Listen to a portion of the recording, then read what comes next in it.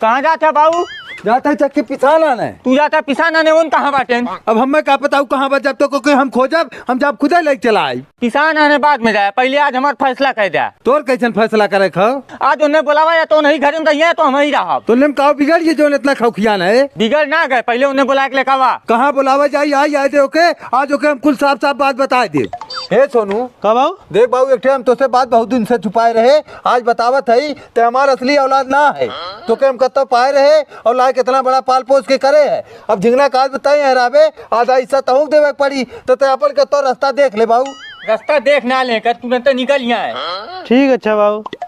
करे भैया इतना आसानी जाते हम तो कहे जाबे ना इतना आसानी से। कहाँ हम जाब? घर में से हम ना जाब तो हम लोग जाबे। का करे हम ले जाब? तो हर जमीन जायदाद कुल हम अपने नाम कुछ दिन पहले में कराए ले रहे। हम जाना तो हम लोग नौटंकी करा चला निकला जैसे। और लाख दूसरे लड़का पाला निकला जैसे हरी करा।